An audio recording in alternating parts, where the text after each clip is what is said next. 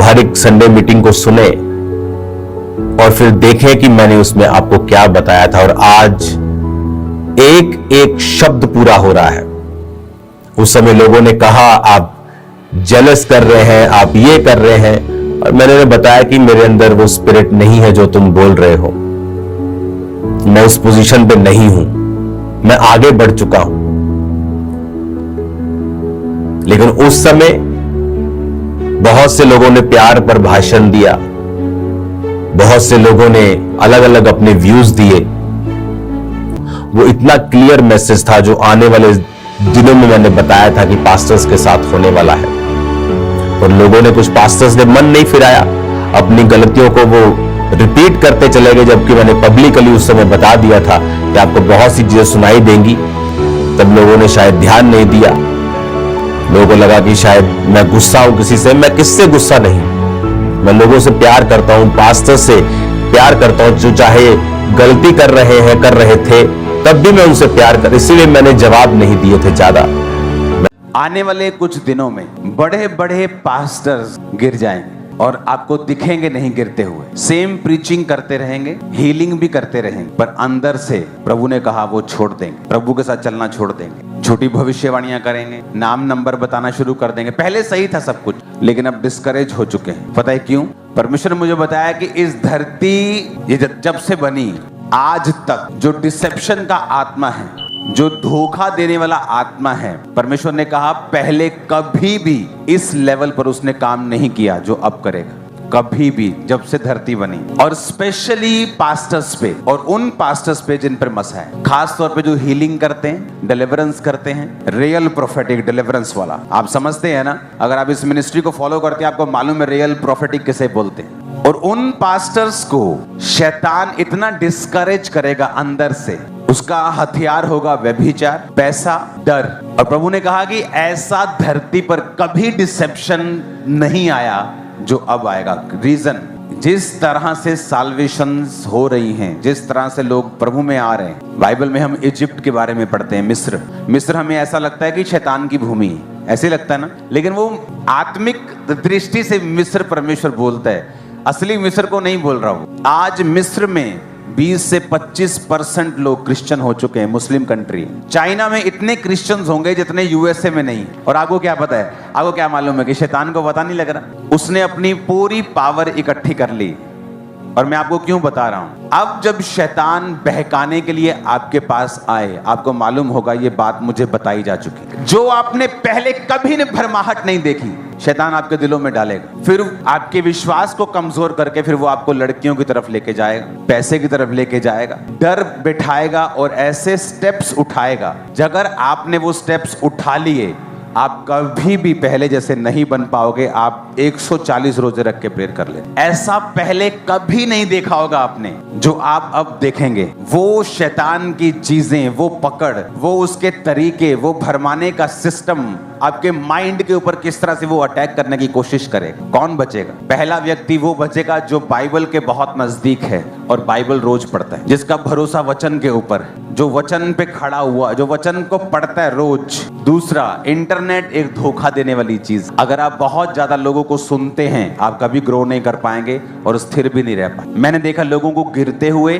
क्योंकि वो बहुत ज्यादा पास्टर्स को सुनते हैं, सबको सुनते हैं, उन्हें सबको सुनना है, वो क्या बोल रहा है, वो क्या बोल रहा है, नहीं उसका भी सुनो, देखो क्या कहीं नहीं पहुंचे हो। लास्ट में उनका हाल बहुत बुरा है, क्योंकि वो कंफ्यूज हो जाए। और अभी जो चल रहा है, जो पवित्र आत्मा ने मुझे दिखाया, डिसेप्शन ऐसी जैसा आपने कभी नहीं देखा होगा। जब से धरती बनी वैसी डिसेप्शन कभी नहीं आपने देखी। जो आप देखो, आप नाम भी सुनोगे, आपको अंदर खाते से मालूम होगा वो बंदा गिर चुका है। लोग आपको बताएंगे नहीं वो तो शराब पीता है, व्यभिचार में चला गया पास्टर। और आपको हर संडे पुलपिट पे मिलेगा और हीलिंग भी करेगा, क्योंकि वरदान जो हैं वो ये प्रूफ नहीं करते कि परमेश्वर के साथ अभी भी आप सीधे हैं कि नहीं। वरदान जब आप सीधे थे प्रभु ने दे दिया, लेकिन बाद में अगर आप बिगड़ गए तो परमेश्वर वरदान वापस नहीं लेता, लेकिन नरक में स्पेशल स्थान जरूर तैयार कर देता है। तो इससे पहले कि हम और चीजों के बारे में बात करें, आपको ये मैंने बता दिया है कि किस तरह से शैतान ये सोच चुका है। अब आपको योजना बनानी होगी। आपके आसपास के लोग कौन हैं, आपके फोन पे आप क्या करते हैं, आप बाइबल को कितना समय दे रहे हैं। अगर आप मैरिड हैं तो कृपया अपनी पत्नी अपने पत्नी के ही, पति अपने पत्नी के ही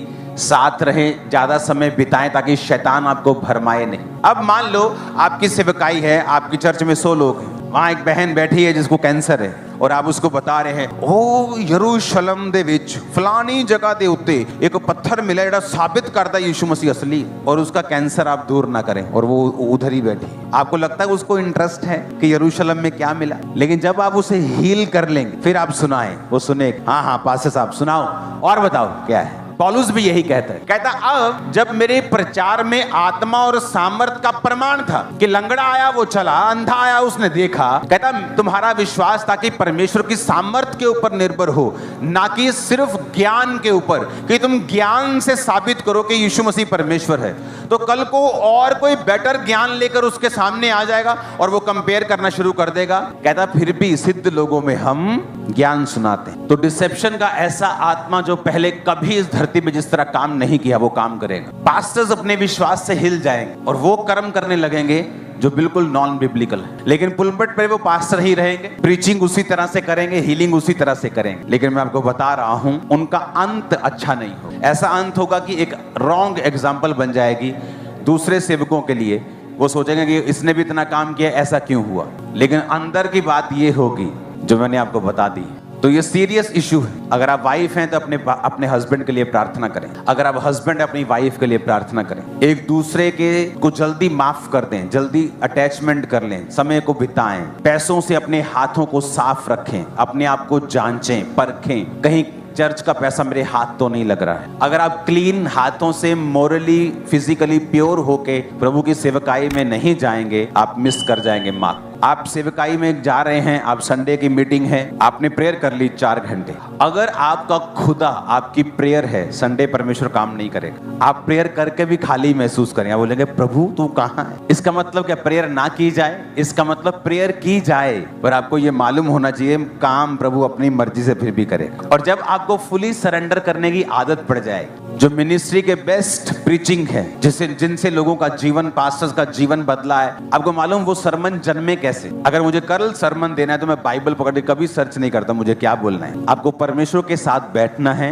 अपनी लाइफ की कमियों के ऊपर काम करना है, परमेश्वर के साथ समय को बिताना है और बाइबल पकड़नी है और अपने लिए पढ़नी है। देखो फिर परमेश्वर क्या करता है। इसलिए जो लोग सरमन देने के लिए आते हैं, देखते हैं आप कि नींद आ रही होती लोगों को, सो रहे होते लोग, क्योंकि वो सरमन देने के लिए ही उसने बाइबल पकड़ी है और आधा घंटा सरमन देने के लिए 1 घंटा उसने स्टडी की है, और जब वो बोलता है तो लोगों के हृदय छिदते नहीं, यही रीजन है। और जब आप परमेश्वर के प्रेजेंस में बैठ जाएंगे, अपनी लाइफ पर काम करेंगे, क्या गलती है, क्या कहाँ मुझे बढ़ना है, कौन सी कमी पर काम करना है, मुझे किस तरह से आगे जाना है, आप प्रभु की प्रेजेंस में बैठ जाएंगे, बाइबल अपने लिए पढ़ेंगे, आप देखेंगे जब आप आमीन कर रहे होंगे परमेश्वर का आत्मा बात करना शुरू कर देगा, ये करना है, ये करना है, जल्दी जल्दी ये करना है, ये करना है। जब अपनी प्रेयर लाइफ को मैं इंक्रीज करता हूँ, मेरी टीम को और सबको मालूम होता है कि अब लिस्टें आने वाली हैं, ठक ठक ठक ठक ठक फटाफट फटाफट ये करना है, ये करना है, और दिनों में ऐसा हो जाता है कि ये क्या कर दिए एकदम से।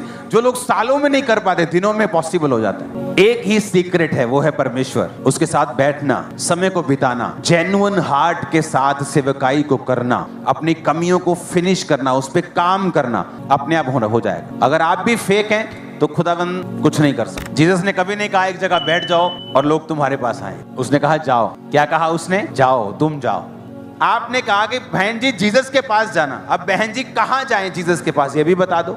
घर बैठ के बाइबल पढ़ ले, समझ आ जाएगी उसको। आपको समझ है कि मुझे फॉलो करना है, लेकिन मैं इंटरेस्टेड नहीं हूं कि आप मुझे फॉलो करें। रियली मैं आपको बता रहा हूं, ये आपका इंटरेस्ट होना चाहिए, मेरा नहीं। मेरा इंटरेस्ट उस पे है जिसको मैं फॉलो करूं। मेरा काम है वर्ड लेना, क्योंकि मेरी अपोस्टलिक मिनिस्ट्री है, वर्ड लेना चर्च के लिए, पास्टर्स के लिए, कलीसियाओं के लिए, उन्हें बताना फ्यूचर में क्या होने वाला है।